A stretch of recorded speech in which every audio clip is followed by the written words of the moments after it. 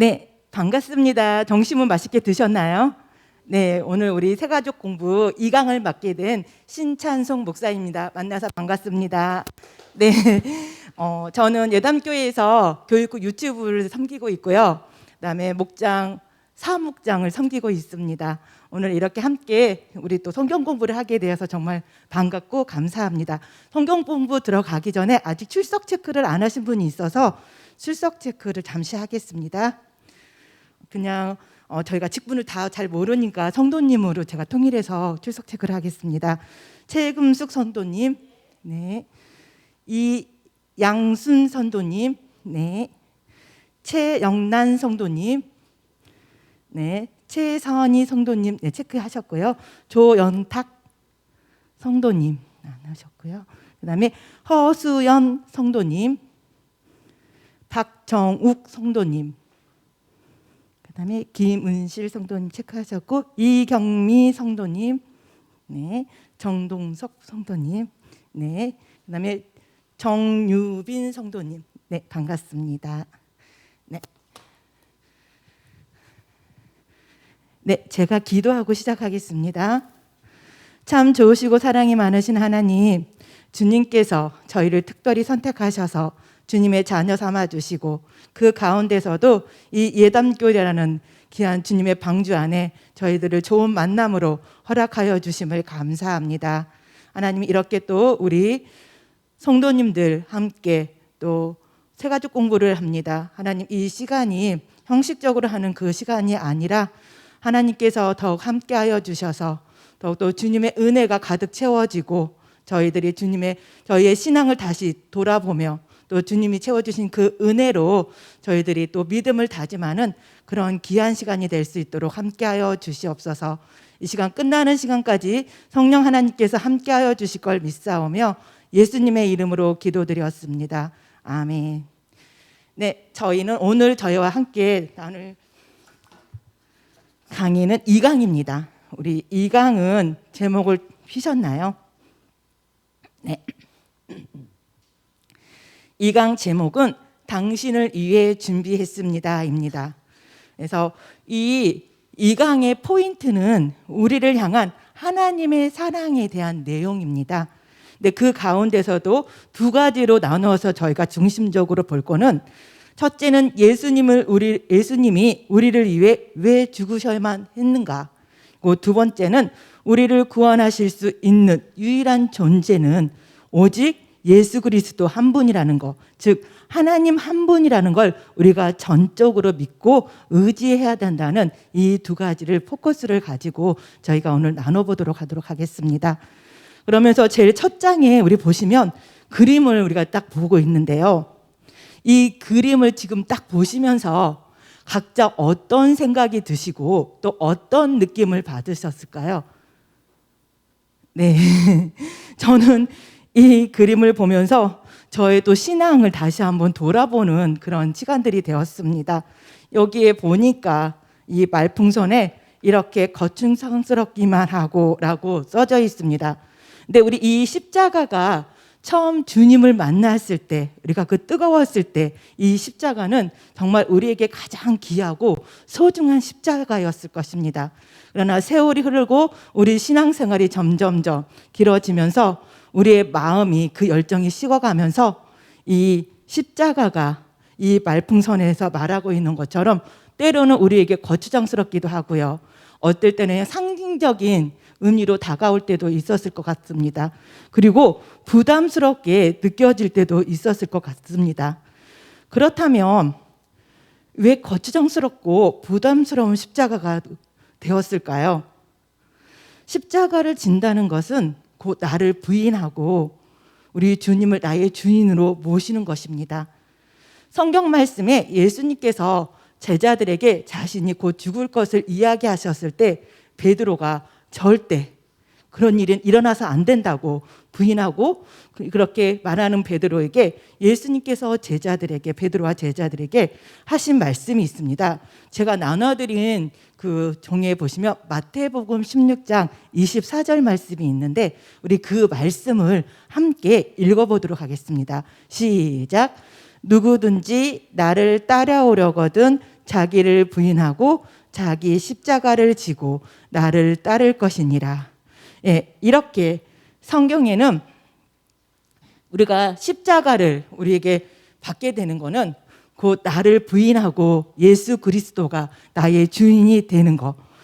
그렇기 때문에 우리가 이 십자가가 내 자리를 내줘야 되는 그 십자가이다 보니까 점점 우리 안에서 그 십자가를 멀리 떠나보내고 있었던 건 아닌가라는 저는 그런 생각을 해봤습니다. 네, 또 이렇게 또 십자가에 대한 이런 부분에 있어서 우리가 또 이렇게 점점 십자가를 부담스럽게 하고 거추장스럽게 생각하게 되는 부분이 예수 그리스도를 향한 사랑, 또 우리를 향한 예수님의 사랑을 우리가 점점 잃어가기 때문에 그런 거 아닌가 싶습니다.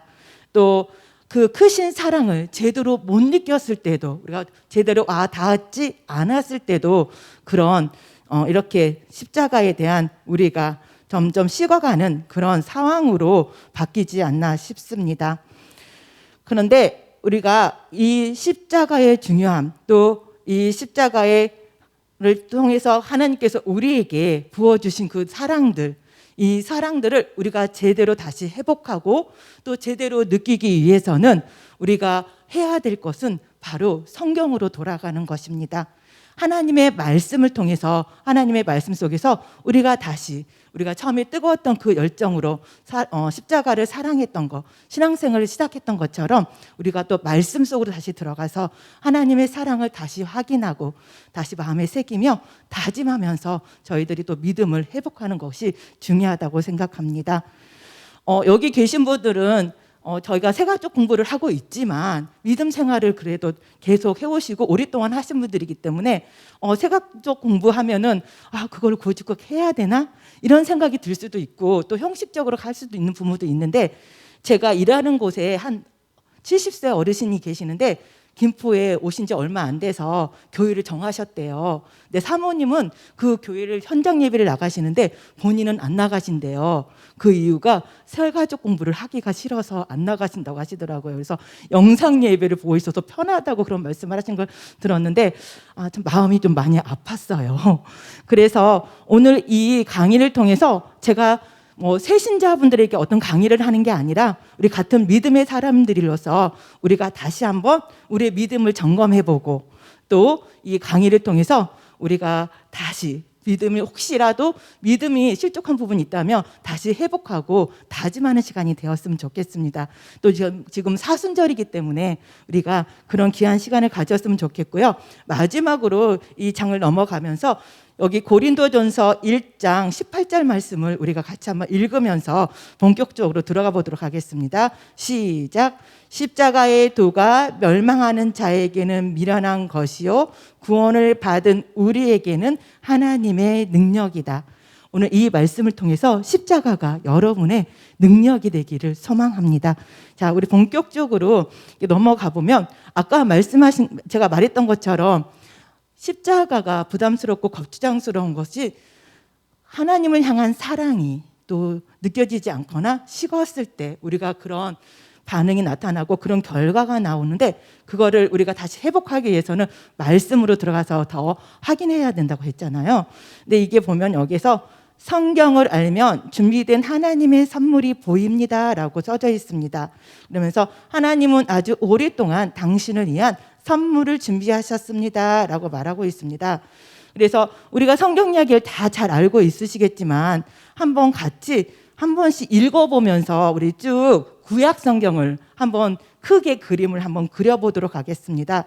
첫 번째 천지 창조죠. 하나님께서, 우리는 성경의 제일 첫 장에 하나님이 천지를 창조하셨느니라로 시작하고 있습니다. 6일 동안 창조하시고 하루 쉬신 하나님, 그리고 하나님의 형상으로 또 아담과 하와를 첫 번째 사람을 만들어 주셨습니다. 그런데 이렇게 첫 번째 만들어주신 하나님께서 만들어주신 아담과 하와가 하나님의 말씀에 불순종하면서 이때부터 우리 인류에 죄가 들어오게 됩니다. 하나님께서는 이때부터 우리 인류를 구원하시기 위해서 큰 계획을 세우고 계시기 시작했습니다. 우리 창세기 3장 15절 말씀을 함께 같이 읽도록 하겠습니다. 시작. 내가 너로 여자와 원수가 되게 하고 내 후손도 여자의 후손과 원수가 되게 하리니 여자의 후손은 내 머리를 상하게 할 것이요 너는 그의 발꿈치를 상하게 할 것이니라고 하시고, 이때부터 하나님께서는 바로 제가 우리 인류에 들어올 때부터 우리 인류를 구원하시기 위해서 예수 그리스도를 준비하고 계셨습니다. 그리고 이렇게 아담과 하가 죄를 짓고 에덴 동산에서 쫓겨난 후 가인과 아벨이 태어나고요. 여기서도 최초의 살인이 죄가 일어나게 됩니다. 그리고 가인과 아벨이 죽고 가인이 떠난 후에 하나님께서는 셋을 아브라함과 하에게 주셨고요. 그러나 셋을 통해서 하나님의 사람들이 번성하기를 원하셨지만 이 셋을 통한 자손들도 죄가 가득 차져서 결론은 물로 홍수로 심판을 받게 됩니다. 그래서 노아의 방주에 타고 있는 노아와 노아 가족들만 구원을 받게 되고요.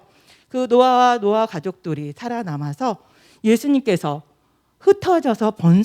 하나님께서 흩어져서 번성하라고 말씀하셨는데 사람들은 그러지 않았습니다. 한 곳에 모여서 자신들을 알리기를 원했고 자신들이 높아지기를 원했습니다. 그래서 바벨탑을 쌓기 시작하죠. 그러나 하나님께서는 이들을 다양한 언어로 흩어지게 하십니다. 그리고 하나님께서는 한 인물을 선택하셔서 아브라함을 선택하셔서 하나님의 백성을 이어가시려고 하십니다. 그리고 아브라함 이후로 이삭, 야곱, 요셉, 요셉 가운데 특별한 계획을 가지시고 요셉을 애굽으로 보내게 됩니다. 우리는 이 가운데서도 하나님께서 선택받은 사람들이지만 그 가운데서도 가족과 형제 간에 또 죄를 짓는 우리의 모습들을 다 그대로 우리가 또 보게 됩니다. 그렇게 애굽에 이주했던 이스라엘 백성들, 그다음에 요셉의 가족들은 애굽에서 왕이 바뀌고 오늘 말씀을 통해서 들었던 것처럼 왕이 바뀐 후에 이들의 신분은 노예의 신분으로 바뀌게 됩니다. 성경 말씀에 이들의 그 노예의 생활이 얼마나 힘들었던지 하나님 향해 부르짖었을 때 하나님이 들으시고 보시고 오셔서 이들을 구원할 계획을 세우십니다. 이렇게 이스라엘 백성들의 기도를 부르짖음을 들으시고 또 보시고 계신 하나님께서는 오늘날도 동일하게 우리 가운데서 우리의 기도를 들으시고 보고 계심을 우리는 믿습니다. 그래서 하나님께서는 모세를 세우셔서 이스라엘 백성들을 출애굽하십니다. 근데 이 광야의 생활을 할 때 하나님께서는 하나님의 백성들에게 하나님 되심을 정말 많이 보여주십니다. 우리가 상상할 수 없는 홍해 바다가 갈라져서 걷고요. 또 시내산에서 하나님께서는 하나님의 백성으로 어떻게 살아야 될지 또 십계명을 주시기도 합니다. 이렇게 많은 하나님의 놀라운 능력들, 불기둥, 구름기둥까지도 보호하셨던 하나님이셨는데 이들은 가나안 땅에 다 다다라서 가데스 바네아에 가서 정탐꾼 12명을 보냈어요. 근데 다 알고 계시는 것처럼 이들은 하나님의 말씀에 순종하지 못하고 2명 정탐꾼만 빼고 10명의 정탐꾼의 그 이야기를 듣고 모두가 불평불만 불순종을 하게 됩니다. 그래서 다시 어떻게 되나요? 광야를 방황하게 됩니다. 이렇게 광야를 방황했던 40년을 방황했던 이스라엘 백성들 모압 평지에서 모세를 마지막으로 보내게 되고 새로운 여호수아가 지도자가 되어서 하나님께서 약속하신 가나안 땅에 들어가게 됩니다.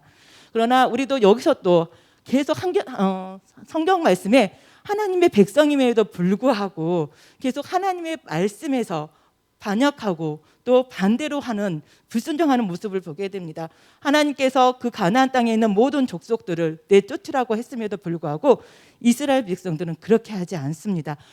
나중에 자기들이 원하는 대로 편하는 대로 그 사람들과 함께 살게 됩니다. 그러나 결과는 어떻게 됐습니까? 하나님께서 걱정하시던 것처럼 그들의 풍습을 따고 그들이 믿었던 우상 숭배를 똑같이 따라하게 됩니다. 그러면서 여호수아가 죽고 사사기에서 그게 다릅니다. 이 사사기에서 잘 알고 계신 것처럼 사사기에서는 왕이 없었기 때문에 자기들이 소견대로 옳은 대로 행하더라라고 하고 있는데요. 이들의 패턴은 똑같습니다.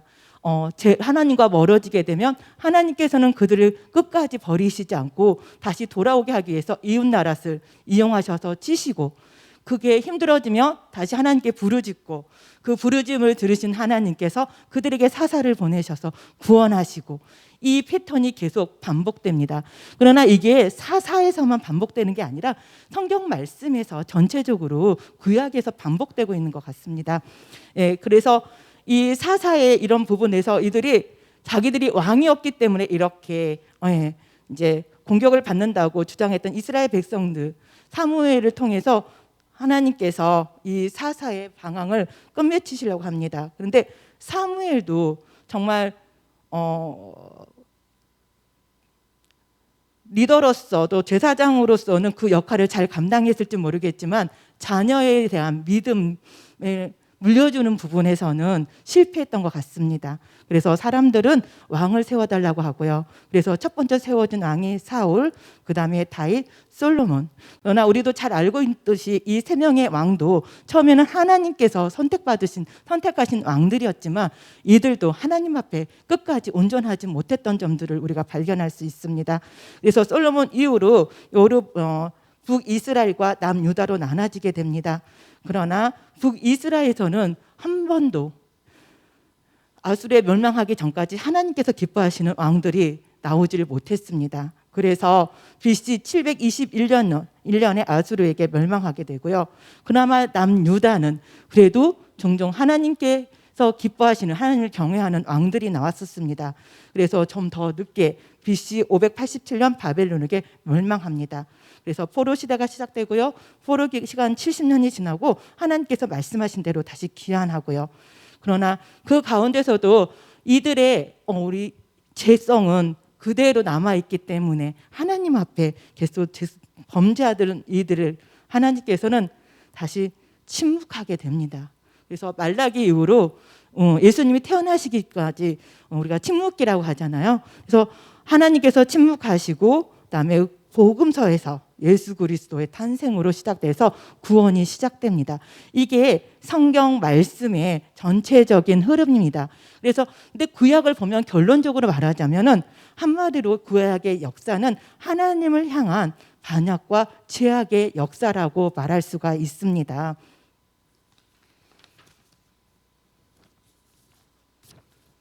네. 근데 이렇게 이스라엘 백성들이 계속 반복해서 죄악을 졌음에도 불구하고 그럼에도 불구하고 하나님께서는 끊임없이 이스라엘 백성들을 향해 말씀하시고 찾아오시고 돌아오라고 말씀하고 계셨습니다. 계속해서 제 가운데 향하는 그들을 기다리고 인내하시고 용서하신 하나님의 마지막 방법은 아까 우리가 봤던 것처럼 예수 그리스도를 이 땅에 보내심이었습니다.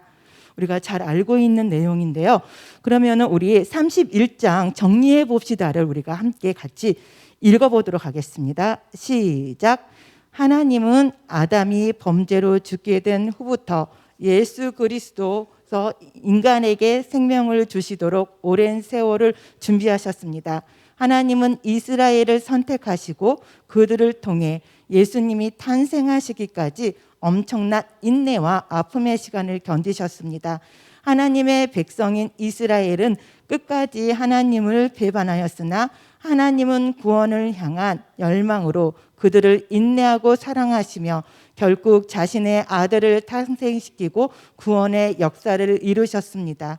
그 하나님의 열망이 나타난 것이 구약이고 그것이 이루어지는 것이 신약입니다. 구원의 선물을 주시려는 하나님의 마음은 그 긴 세월 동안 상처투성이가 되었습니다. 우리 파란 글씨도 읽어볼까요? 당신을 위해 오랫동안 준비하신 선물, 그것은 바로 예수 그리스도입니다. 네, 우리가 알고 있는 이 예수 그리스도, 우리를 사랑하셔서 이 땅에 오신 예수님, 우리가 그 예수님의 사랑을 지금 더 기억하는 종묘주일 오늘 예배를 드렸고 또 고난주간을 저희가 경험하게 지나가게 됩니다. 우리가 모두가 같이 여기 앉아 계시는 우리 모두가 우리를 이렇게까지 끝까지 인내하시고 우리를 사랑하시는 이 하나님의 사랑을 우리가 그 어느 때보다도 더 마음에 많이 새기면서 기억하면서 감사할 수 있는 고난주간이 되기를 소망합니다. 이처럼 하나밖에 없는 아들 독생자 예수 그리스도를 우리에게 아낌없이 보내주신 하나님, 그 하나님의 높고 크고 깊고 넓으신 그 사랑은 우리를 위해서 지불하신 대가가 있었습니다.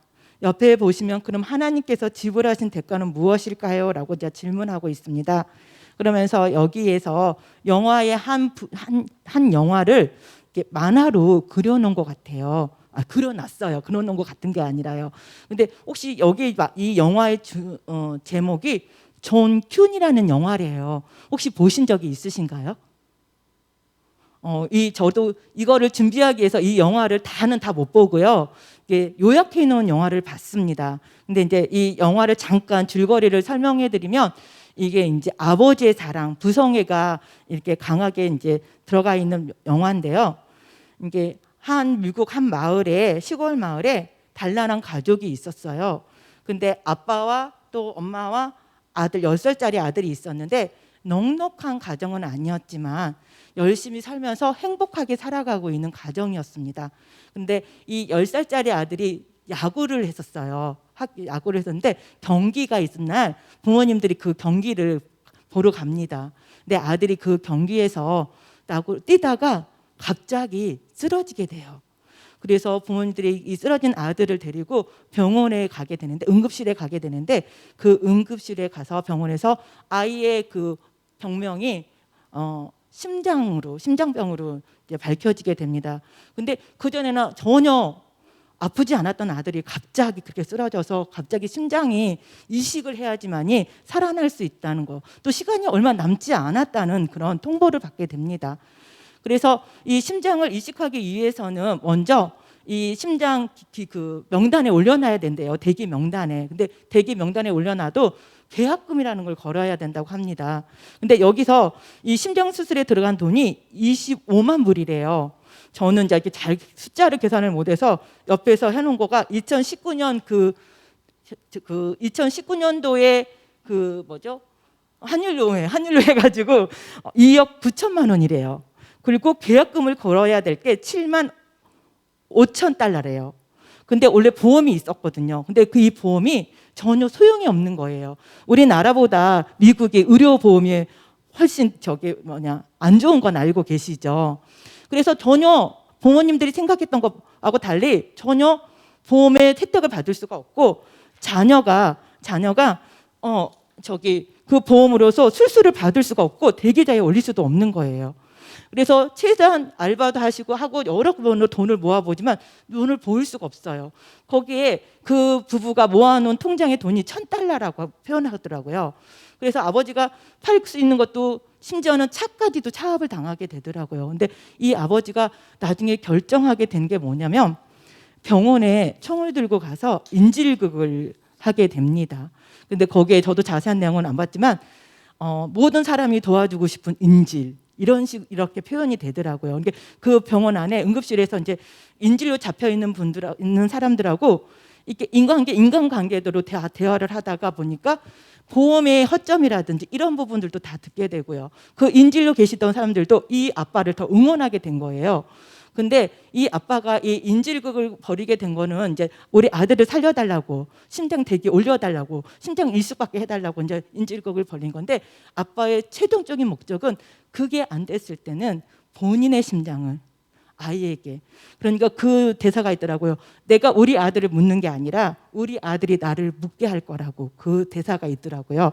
그래서 아버지가 최후에 결정한 거는 그 준비한 총을 자기 자신에게 겨누어서 자기 자신을 쏘는 그런 장면이 나옵니다. 근데 첫발이 불발되더라고요. 근데 그 순간에 그 신장 기증을 기증하겠다고 서약을 한 사람 중에 한 분이 교통사고를 당해서 당하게 되고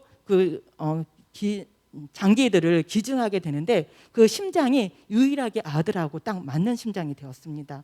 그래서 아빠가 첫 발을 이렇게 쏘려고 하는 순간 쐈는데 불발이 됐는데, 두 번째 쏘려고 하는 순간 아내로부터 전화가 와가지고 이렇게 심장 이식을 이제 아들이 받게 되는 그런 장면인데, 거기서 이제 자기의 심장까지도 꺼내서 아들을 살리려는 아빠의 그 마음이 곧 지금 우리를 향해서 끊임없이 기다려주시고 인내하시고 있는 하나님의 사랑과 같은 사랑으로 이렇게 표현이 되었습니다. 그래서 그 영화를 여기서 실어놓은 것 같습니다.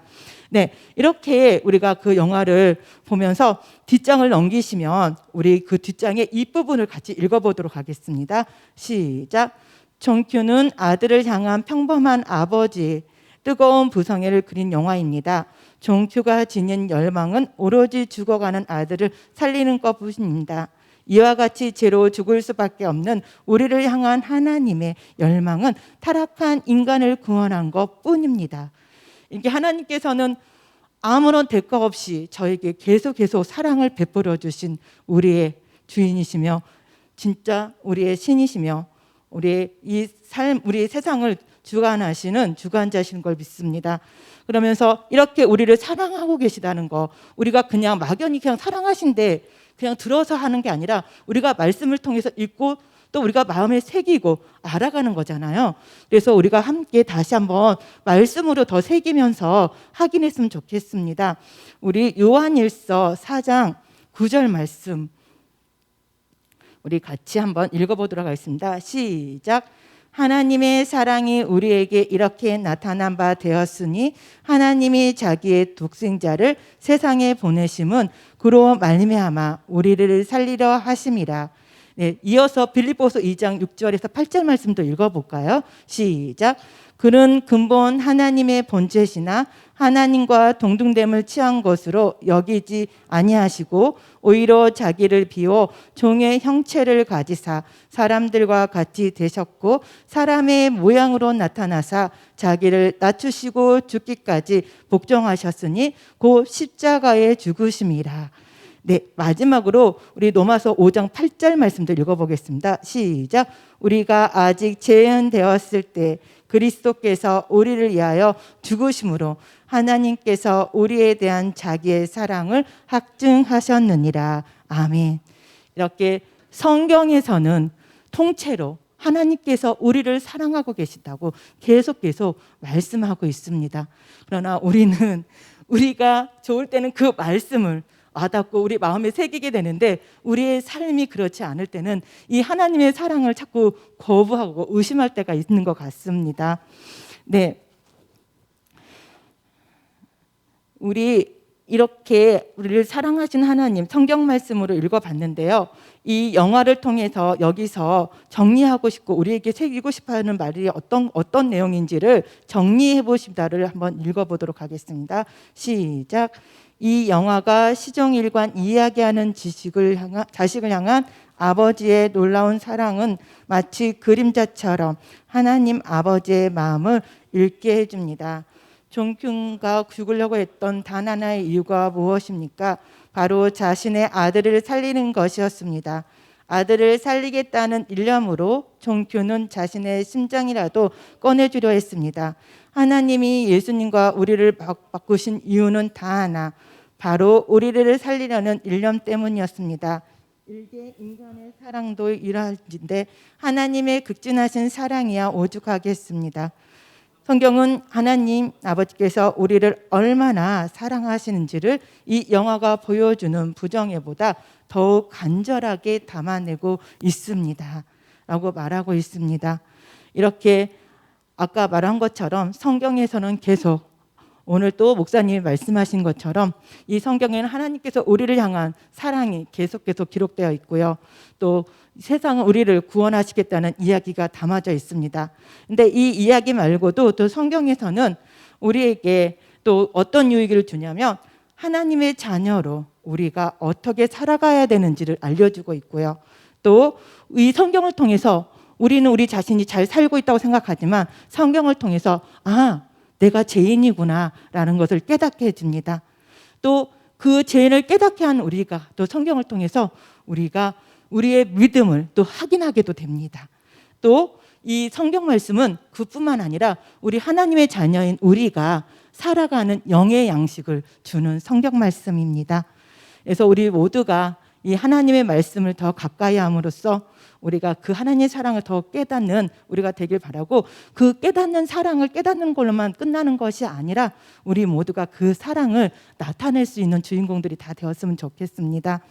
네, 그러면서 그렇다면 우리가 여기서 그렇게 하나님이 우리를 사랑하신다는데, 기다리고 계시고 인내하시고 계시고 우리를 구원하시기를 원하신다는데, 그런데 그런 하나님께서 우리를 사랑하시는 건 알겠어요.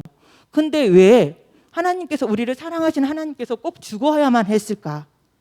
그 사랑을, 우리를 구원하기 위해서 왜 꼭 죽어만 했을까? 예수님을 보내셔서 우리를 위해서 죽으신 그 이유가 무엇일까? 어떤 상관이 있을 것인가? 왜 그 사랑을 표현하는 게 죽음뿐이었을까? 다른 방법으로는 사랑을 할 수 없고 구원을 받을 수가 없었을까라는 생각을 해보게 됩니다. 근데 그거는 꼭 하나님이 곧 예수 그리스도가 죽을 수밖에 없었던 것은, 그건 바로 결론적으로는 뭐냐면 우리의 죄 때문입니다. 그래서 다음 쪽에 들어가면 아담의 죄가 왜 나의 죄가 됩니까? 라고 우리에게 물어보고 있습니다. 여러분, 그렇다면 우리 여러분들이 생각하고 있는 죄는 어떤 거일까요? 제가 이제 유치부를 담당하고 있고 교육부를 담당하고 있다 보니까 아이들한테 죄라는 걸 설명해 줘야 돼요. 그래서 제가 아이들한테 죄라는 걸 설명할 때 어떻게 설명을 하냐면, 저는 하나님이 기뻐하시지 않는 생각과 말과 행동이라고 아이들한테 설명을 해줍니다. 그러나 아이들 그 말 잘 이해를 못해요. 그래서 이제 그런 걸 이야기하죠. 누군가를 미워하는 거, 거짓말하는 거, 이런 이제 율법적인 이야기들을, 도덕적인 이야기를 해요. 근데 우리 아이들한테 물어봐요. 이런 죄를 지은 저기 있는 친구는 손 들어보세요. 그러나 우리 친구들 아무도 그런 죄를 졌다는 친구들 아무도 없어요. 다들 항상 착하고 부모님 말씀 잘 듣고 거짓말을 안 하고 이렇게 살아가는 친구들이라고 이제 자기들도. 근데 이제 그런 것도 있는 것 같아요. 죄에 대한 거에 대한 어떤 무서움이나 이런 것도 있기 때문에 이제 그 솔직한 표현이 안 나올 수도 있는데, 그렇다면 이렇게 하나님이 기뻐하시지 않는 생각과 말과 행동들은 왜 우리에게 나오는 걸까요? 그거는 성경 말씀 여기 창세기 3장 5절을 함께 같이 읽어보도록 하겠습니다. 시작. 그것을 먹는 날에는 너희 눈이 밝아져서 하나님과 같이 되어 선악을 알 줄 하나님이 아심이라. 예, 처음에 하나님께서 사람을 만드셨을 때는 죄성이 없었어요. 하나님의 형상으로 만들었기 때문에. 근데 선악과를 따먹고 불순종함으로써, 선악과를 따먹고 불순종함으로써 죄가 들어왔어요. 근데 하나님께서 이 선악을 알게 하는 나무를 못 따먹게 한 이유가, 여기 말씀에 보면 그걸 먹고 눈이 밝아져서 하나님과 같이 되어 선악을 알 줄 하나님이 아시니라. 그래서 자신들이 눈이 밝아짐으로 인해서 곧 자신들이 하나님과 같이 된다고 인간들이 그렇게 생각을 하게 되고, 그러므로 해서 하나님이 주인이 되는 게 아니라 내가 중심이 되고 내가 주인이 되는 결과가 낳게 되고, 그게 죄거든요. 그래서 오랜 전부터 예수님께서는 이 세상이 생기기 전부터 이 세상의 만왕이셨습니다. 왕이셨습니다. 그런데 이렇게 죄가 들어오고 선악을 알게 됨으로써 우리가 내 자신이 하나님의 자리에 내가 왕이 되고 그 자리에 앉아 있으려고 하는 마음이 생기기 때문에 하나님이 기뻐하시지 않는 생각과 말과 행동들이 나올 수밖에 없는 것입니다. 이것이 바로 하나님을 거절하는 죄입니다. 그렇다면 죄는 누구일까요? 예, 성경에는 그렇다면 죄는 누가 죄인이라고 말하고 있을까요? 우리 그 아래에 지금 나무의 그림이 있고, 천년된 나무에서 이렇게 새싹이 나는데, 그 새싹의 근원지는 그 뿌리라고, 천년 전 나무의 그 뿌리에서 나오는 거라고. 아무리 새로운 막 자란 새싹일지라도 그 근본은 천년된 나무의 뿌리에서 나온 거라고 지금 그림에서 표현하고 있는데, 우리가 한번 같이 읽어보도록 하겠습니다. 시작. 나무가지 끝에 새로운 잎이 싹을 틔웠다 해도 그 잎은 결국 나무 뿌리에서 올라오는 것입니다. 새로운 잎과 뿌리가 결국 한 나무라는 사실을 변하지 않습니다. 아담과 하와의 죄는 뿌리가 되어 오늘날 우리에게도 여전히 전해지고 있습니다. 그 죄가 아담과 하와로부터 들어온 죄가 그 다음 오늘날 지금까지 우리에게 이어지고 있다고 말합니다. 결론은 성경에서는 한 명도 의인이 없다고, 이 세상에는 모두가 죄인이라고 말하고 있습니다. 우리 그 말씀을 로마서 3장 10절 말씀을 같이 읽어보도록 하겠습니다. 시작. 기록된 바 의인은 없나니 하나도 없으며 성경은 모두가 죄인이라고 말하고 있습니다. 인간은 인간은 왜 모두가 죄인일까요? 이렇게 제가 물었습니다. 그다음에 그것은 결론적으로 우리 인간 최초의 인류인 아담과 하와가 죄를 짓기 시작했고, 그 죄가 우리 인간의 태어날 때부터 태어나는 본성으로 갖고 태어나기 때문에 모든 사람들이 죄인이라고 말하고 있습니다. 그리고 저희가 함께 뒤에 넘기시면 성경에는 또 우리가 죄인임을 또 다시 말해주고 있는데, 로마서 5장 12절 말씀을 같이 읽어보도록 하겠습니다. 시작. 그러므로 한 사람으로 말미암아 죄가 세상에 들어오고 죄로 말미암아 사망이 들어왔으니 이와 같이 모든 사람이 죄를 지었으므로 사망이 모든 사람에게 이르렀느니라. 네, 이렇게 잠시만요.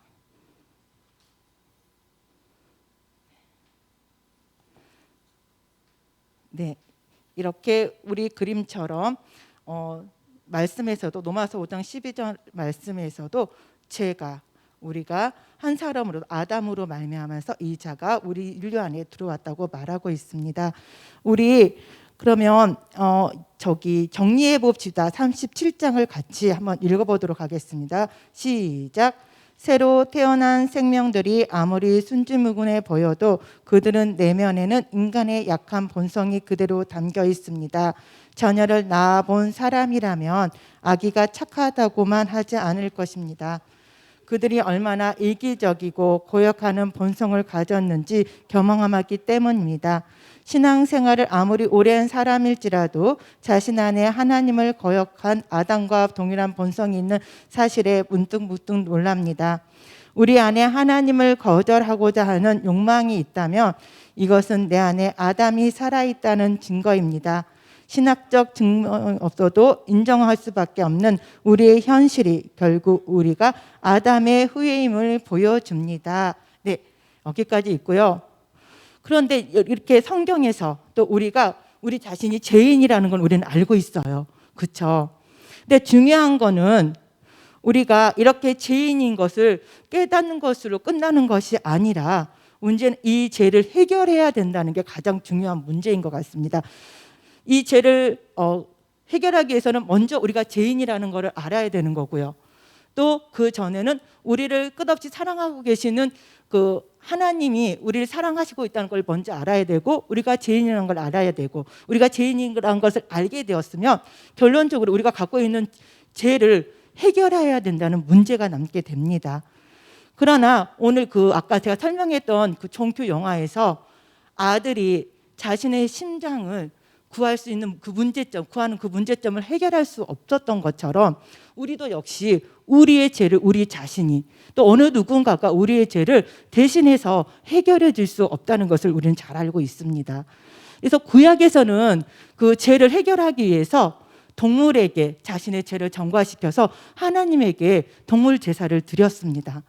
그러나 인간의 죄가 점점 더 많이 커지고 더 많아지고 또 그 강도가 높아지고 그러면서 우리 사람들이 구약의 사람들처럼 동물에게 죄를 전가해서 그 죄를 용서받을 수 있는, 해결할 수 있는 단계가 아니게 된 거죠. 한계가 있게 된 거죠. 그래서 우리의 죄를 이제 우리 사람들의 이 죄를 해결할 수 없는 거는 동물로서 해결되는 게 아니라 그때도 흠이 없는 동물들을 선택해서 하나님께 올려드렸던 것처럼 우리의 죄를 해결할 수 있는 것은 흠이 없는 사람이었어요. 근데 우리 사람들 중에 흠이 없는 사람은 우리가 아까 말씀을 계속 읽었던 것처럼, 로마서 말씀을 읽었던 것처럼 흠이 없는 사람이 하나도 없어요. 그렇죠. 우리는 죄성을 가지고 태어난 사람이기 때문에, 그렇기 때문에 우리가 죄의 대가를 반드시 우리가 그것을 치러야 되는데, 흠이 없는 사람이 있어야 되는데, 그래서 그 흠없는 사람을 하나님께서 우리의 죄를 대신는 흠없는 사람을 이 땅에 보내주셨습니다. 그게 곧 그리스도 예수십니다. 하나님께서 인간의 몸이 되어서 아까 우리가 앞에 읽었던 말씀 빌립보서 2장 6절 8절 말씀처럼 하나님께서 인간의 몸이 되셔서 이 땅에 오셨습니다.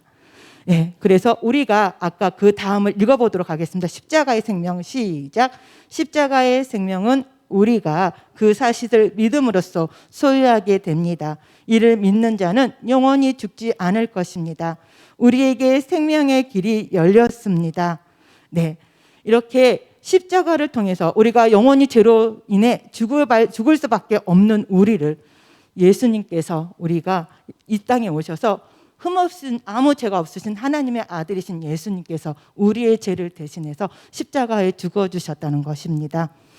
자, 우리 그거를 또 성경에서 우리가 한 번 더 확인하면서 같이 마음에 새겼으면 좋겠습니다. 요한복음 11장 25절에서 26절 말씀을 우리가 또 한번 읽으면서 우리의 마음속에 새겼으면 좋겠습니다. 시작. 예수님께서 이르시되 나는 부활이요 생명이니 나를 믿는 자는 죽어도 살겠고 무릇 살아서 나를 믿는 자는 영원히 죽지 아니하리니 이것은 내가 믿느냐. 예, 또 우리 로마서 10장 9절에서 10절 말씀을 마지막으로 읽어볼까요? 시작. 내가 만일 내 입으로 예수를 주로 시인하며 또 하나님께서 그를 죽은 자 가운데서 살리신 것을 내 마음에 믿으면 구원을 받으리라. 사람이 마음으로 믿어 의에 이르고 입으로 신하여 구원을 이르느니라. 예, 여기 말씀에 보면 예수 그리스도가 오셔서 우리를 구원해 주셨잖아요. 근데 또 포인트 중요한 거는 믿어야 된다는 거예요. 우리가 예수 그리스도가 이 땅에 오셔서 우리의 죄를 대신해서 죽어주심으로 우리 죄가 해결되었어요. 근데 중요한 거는 그걸 믿는 자만이 이 구원을 우리가 누릴 수가 있고 자유를 누릴 수가 있다는 것입니다. 그래서 여기 보면 옆에 그 선물 나도 받을 수 있나요? 내용에서 보면 대가는 누가 지불했을까요? 라는데 슈퍼마켓 이야기가 나와요. 아이가 슈퍼마켓에서 욕심이 생겨서 물건을 이렇게 가져가게 되는데 나중에 그게 발각되고 엄마가 와서 그 물건값을 몇 배로 10배로 지불하게 됩니다. 그래서 지불이 끝났기 때문에 아이는 이제 슈퍼마켓을 자유롭게 당당하게 왔다 갔다 할 수 있고 자유를 이제 자신이 당당함으로 살아갈 수가 있는데, 그런데 이렇게 지불했음에도 불구하고 엄마가 지불했는데 불구하고 아이가 그걸 믿지 않는다면 아이는 계속 죄인으로 또 본인이 주인을 피해서 도망 다녀야 되는 그런 죄인의 삶을 계속 불안한 삶을 살아가야 되는 겁니다. 그래서 중요한 거는 이렇게 우리가 죄인인 걸 깨닫고 또 예수님, 우리의 죄를 해결해 주시는 우리 분이 예수 그리스도시라는 걸 우리가 알게 되었고 그분을 통해서 우리가 중요한 거는 믿어야, 그게 이루어졌다는 걸 믿어야 된다는 걸 말하고 있습니다. 그래서 우리 마지막에 40장, 우리 40페이지 그 부분을 함께 읽어보도록 하겠습니다. 시작. 죄는 내게 있지만 대가는 예수 그리스도께서 지불하셨습니다. 우리가 맞아야 하고 우리가 죽어야 함에도 그렇게 두지 않으셨습니다. 우리는 완벽한 대가 지불을 통해 참 자유를 얻게 되었습니다. 어느 누구도 그것을 위해 가치가 더 높은 것을 희생하지 않습니다. 이게 세상의 강자들이 사는 방법입니다. 그런데 하나님이 이 법칙을 깨뜨렸습니다. 인간을 위해 신이신 하나님이 대신 죽음의 대가를 지불하신 것입니다. 인간보다 훨씬 고등한 존재이신 신이 인간을 대신하여 희생하시다니 얼마나 대단한 일입니까? 그것보다 더 중요한 사실은 이 지구상에 단 한 명, 혹 당신 한 명만 존재한다 할지라도 예수님은 십자가를 지셨을 거라는 사실입니다. 당신 혼자여도 주님은 이 땅에 오셨습니다. 그래서 십자가가 대단한 것입니다. 이것이 당신에게 선물로 주어졌습니다. 네, 여기까지 읽고요. 이렇게 우리에게 주어진 이 십자가 구원, 우리 여기 계신 분들은 그 십자가의 구원을 믿기 때문에 지금 여기 앉아 계신 걸 믿습니다. 네, 그래서 그렇게 하나님께 선택받고 귀한 선물을 받으신 여러분들을 주님의 이름으로 축복합니다.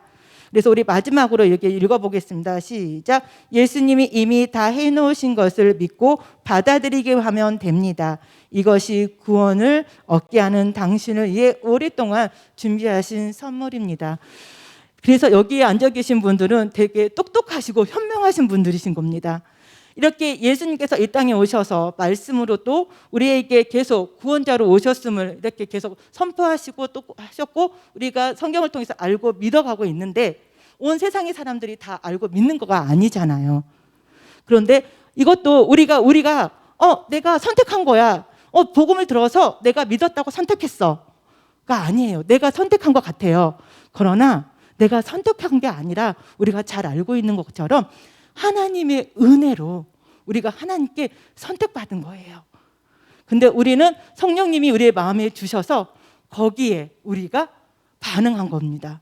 그래서 내가 먼저 선택한 게 아니라 하나님께서 나를 먼저 선택해 주셨다는 거 우리가 항상 기억하면서, 우리가 혹시 지금까지 믿음 생활을 계속 꾸준히 하셨을 것입니다. 근데 우리가 앞에서 봤던 그 그림처럼 꾸준히 해왔지만 어느 순간에 나의 신앙 생활이 또 십자가가 부담스러워지고 거추장스러워질 때가 또 있을 것입니다. 그런데 이렇게 이 세가족 공부, 이거 새신자만 하는 건 아닐까라고 생각할 수 있는 이 새신자 공부를 통해서, 또 이 강을 통해서 이렇게 또 하나님께서 이 시간을 통해서 다시 한번 하나님에 대한 사랑을 우리가 다시 또 기억하고, 또 그 십자가의 사랑을 회복하고 신앙을 회복하도록 이 자리에 또 우리가 있게 하신 거가 아닌가 하는 생각을 합니다. 또 저도 이 강의를 준비하면서 다시 한번 또 제 자신을 또 돌아보고 또 하나님의 사랑을 더 다시 한번 마음에 새기는 그런 시간을 가졌습니다. 지금은 오늘 정묘주일이고 또 고난주간입니다. 오늘 또 성찬식을 통해서 예수님의 사랑을 또 우리가 더 기억하기로 다짐을 했습니다. 그렇기 때문에 이 고난주간 동안 우리 모든 성도님들이 더욱더 예수 그리스도의 사랑을 더 마음에 새기시면서 또 선택받아서 이렇게 구원의 하나님의 자녀로 살아가는 거에 감사드리며, 그 감사로 끝나시는 것이 아니라 더 많이 사랑을 표현할 수 있는 고난 주간들이 됐으면 좋겠습니다. 그래서 이렇게 우리에게 직접 오셔서 자기의 사랑을 아낌없이 우리에게 보여주신 하나님께, 또 예수 그리스도께, 그리고 우리가 하나님의 자녀로 살아갈 수 있도록 언제나 옆에서 응원하시는 성령 하나님께 우리가 영광의 박수 한번 올려드리겠습니다. 예, 그리고 저는 여기까지 마무리합니다. 오늘 이렇게 끝내고요. 그래서 저희 마지막 기도를 뒤에 보시면 같이 읽으면서 마무리를 했으면 좋겠습니다. 자, 기도를 따로 하지 않고 우리가 같이 공부를 마치고 드리는 기도를 같이 했으면 좋겠습니다. 시작. 사랑의 하나님 아버지, 십자가의 사랑으로 나를 구원하신 아버지 감사합니다. 나는 스스로를 구원할 수 없는 죄인임을 고백합니다. 이 세상 어디에도 평안이 없습니다. 이 세상 어디에도 구원이 없습니다. 나를 대신하여 죽으심으로 지옥으로 가는 나를 막으셨습니다. 예수 그리스도의 죽으심으로 나를 영원한 천국으로 인도하셨습니다. 그 사랑의 희생을 마음 깊이 받아들입니다. 그리고 진심 어린 감사와 찬양을 올려드립니다. 이미 지불하신 그 보혈의 대가를 힘입어 더욱 멋지게 살겠습니다. 하나님이 나를 얼마나 사랑하셨는지 알았습니다. 예수 그리스도께서 십자가의 사랑을 통해 내미시는 손을 붙듭니다. 영원히 이 손을 놓지 않고 주님과 동행하게 하옵소서. 날마다 십자가의 사랑이 나의 삶에 가득하게 하옵소서. 나를 위해 죽으신 예수 그리스도의 이름으로 기도합니다. 아멘. 이렇게 항상 승리하시는 여러분이 되길 소망합니다. 이걸로 2강 세가족 공부를 마치겠습니다. 들어가셔도 되겠습니다. 광고 하나만 하겠습니다.